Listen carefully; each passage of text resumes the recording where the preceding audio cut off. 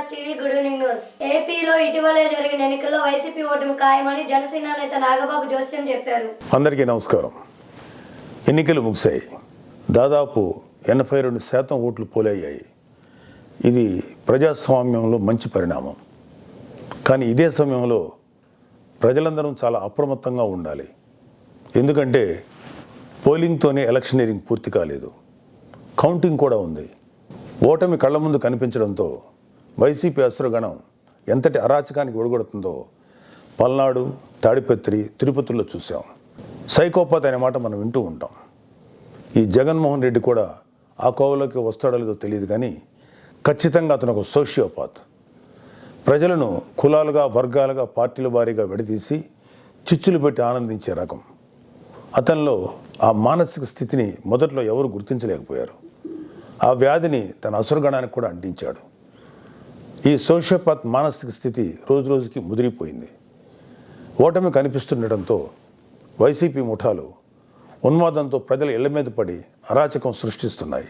Macherla YCP MLA సంబంధీకుల ఇళ్లలో petrol బాంబులు దొరికాయంటే ఫలితాలు వచ్చాక వీళ్ళు ఎంత రాక్షసత్వానికి తెగబడబోతున్నారో ప్రజలు గ్రహించాలి. తాడిపత్రిలో పోలీసులు కూడా తమను తాము రక్షించుకునేందుకు అగచాట్లు పడ్డారు. అంటే వైసీపీ ఎంతగా రెచ్చిపోతుందో అర్థం చేసుకోవాలి. వైసీపీకి ఓటు వేయలేదని తెలిసి ఇళ్లలో చొరబడి మహిళలను, పిల్లల్ని అందరినీ చావుగొట్టే పైశాచికత్వాన్ని పెంచింది ఎవరు? ఖచ్చితంగా ఈ జగన్మోహన్ రెడ్డి అనే చెప్పాలి. విశాఖపట్నంలోని కంచరపాలెంలో ఓ కుటుంబం కూటమి అభ్యర్థులకు ఓటు వేసిందని తెలిసి వైసీపీ గుండాలు ఆ ఇంట్లో మహిళలను, చదువుకుంటున్న పిల్లలపై దుర్మార్గంగా దాడి చేసింది. గర్భంతో పుట్టింటికి వచ్చిన మహిళపైన తీవ్రంగా దాడి చేశారు. అంటే వైసీపీ రాక్షసత్వం ఏ స్థాయిలో ఉందో తెలుసుకోండి. ఇలాంటివన్నీ తెలుసుకొని చిక్కటి చిరునవ్వులు చెందించే వ్యక్తిని ఏమనాలి? పట్టించుకున్న ఉత్తరాంధ్ర నాయకుడు ప్రమాణ స్వీకార ముహూర్తం, విశాఖలో స్థలం అన్నీ ప్రకటించేశాడు.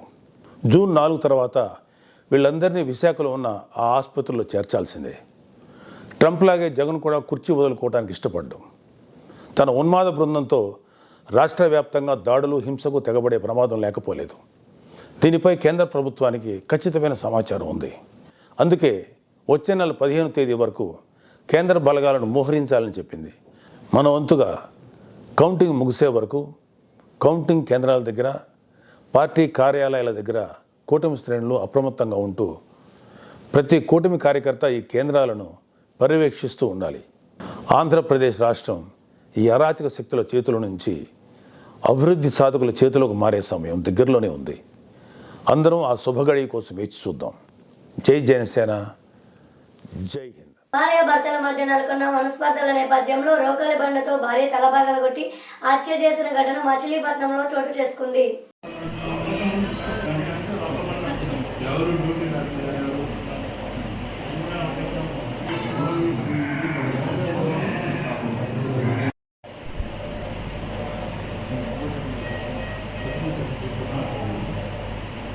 ఈరోజు సాయంత్రం సుమారు 4 గంటల ప్రాంతంలో మనకి తాలూకా పోలీస్ లిమిట్స్లో బొర్రు పోతు పాలెం విలేజ్లో మన కాగిత శివనాగరాణి అనే ఆమెని అతని భర్త అయిన శివనాగరాజు అనే అతను రోకలి బండతో కొట్టడం జరిగింది.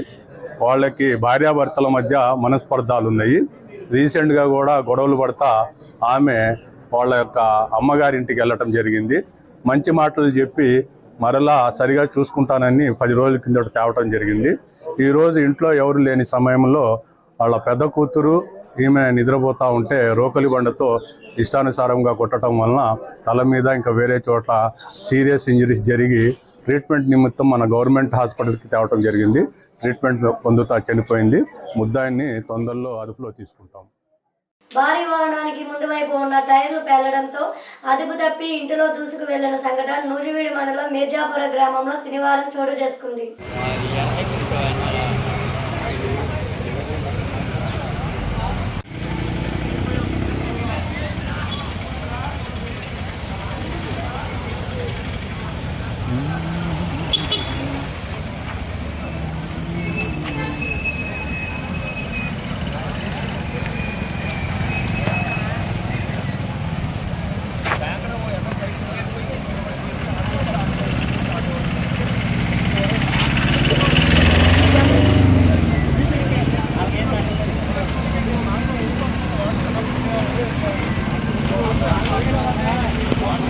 బండి వెళ్ళాలి, బండి హీట్ ఎక్కింది, వెళ్ళాలి వెళ్ళాలి బ్రదరా.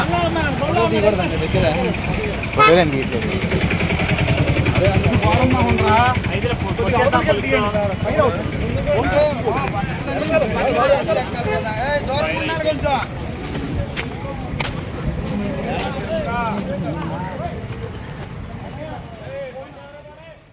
ఏపీలో పోలింగ్ అనంతరం జరిగిన హింసకు జగనే కారణమని టీడీపీ నేత వర్ల రామయ్య అన్నారు. దొంగ అరుస్తున్నట్లుగా ఉంది. ఈ రోజున రాష్ట్రంలో జరిగిన ఈ అరాచకాలకి, ఈ దాడులకి, ఈ రక్త చరిత్రకి, రక్తపాతానికి కారణం ఎన్నికల కమిషన్ వాళ్ళ అనవసరమైన ట్రాన్స్ఫర్స్ అన్నట్లుగా చెప్పుకొస్తుంది. చాలా బాధాకరం. అంటే మీకు జరిగితేనేమో అది బ్రహ్మాండంగా చేసినట్టు ఎన్నికల కమిషన్, మీకు వ్యతిరేకంగా ఏదన్నా జరిగితే ఎన్నికల కమిషన్ అన్యాయం చేసింది అన్న. ఎలా అన్యాయం చేసింది? కొంతమంది తొలగించి ఆ ప్లేస్లో కొంతమంది ఎస్పీలని పోస్ట్ చేసింది. అంటే ఎన్నికల కమిషన్ సెలెక్ట్ చేసింది ఆ పేర్లు జగన్మోహన్ రెడ్డి గారు, సజ్జల రామకృష్ణారెడ్డి గారు. ఎవరిచ్చారు ఆ పేర్లు? వీళ్ళని పోస్ట్ చేయండి అని చెప్పి ఎవరిచ్చారు సార్? ఇదిగో డైరెక్టర్ జనరల్ ఆఫ్ పోలీస్. ఈ అధికారులు సరిగా పనిచేయటం లేదు. ఎన్నికల కమిషన్ వీళ్ళ మీద చర్యలు తీసుకోవాలి అని కోరింది director general of police. Director general అడిగిన దాని మీదట ఎన్నికల కమిషన్, ఎందుకంటే మీరు ఆధారాలు చూపించకపోతే నమ్మరు కదా మీరు, ఎలక్షన్ కమిషన్ డీజీ గారు ప్రపోజ్ చేసిన ప్రతిపాదనలన్నీ అంగీకరిస్తూ వాళ్ళ మీద చర్యలు తీసుకున్నారు. ఇప్పుడు తప్పు ఎవరిది? జగన్మోహన్ రెడ్డి గారు. గతంలో ఒకే రోజు డీజీపీని, చీఫ్ సెక్రటరీని, ఇంటెలిజెన్స్ డీజీని, పలువురు ఎస్పీలని 2019లో ట్రాన్స్ఫర్లు చేస్తే, ఆ పదవుల నుంచి తొలగిస్తే అబ్బో ఎలక్షన్ కమిషన్ బ్రహ్మాండంగా చేస్తుందన్న జగన్. తిరుమలకు భక్తులు పోటెత్తుతున్నారు. వేసవి సెలవులు కావడం కొన్ని రోజులుగా రద్దీ పెరిగింది. ప్రస్తుతం కంపార్ట్మెంట్లన్నీ భక్తులకు నిండిపోగా శ్రీవారి సర్వదర్శనానికి 24 గంటల సమయం పడుతుంది. నిన్న స్వామివారిని 90,721 మంది భక్తులు దర్శించుకోగా 50,599 మంది తలనీలాలు సమర్పించారు.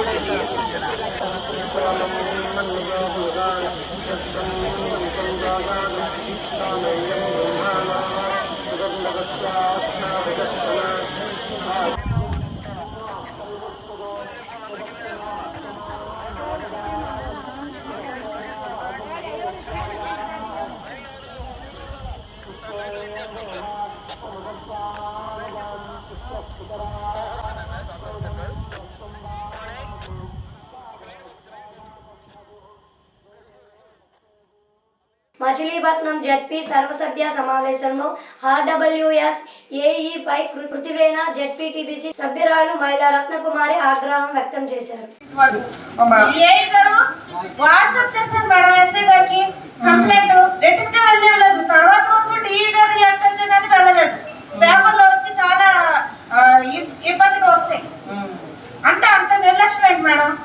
ఇప్పుడు చిన్నగొప్పలు ఎయిర్పోర్ ఉంది, వారం రోజులు అవుతుంది వాటర్ ఇచ్చి, వాళ్ళందరూ గొడవ చేస్తున్నారు.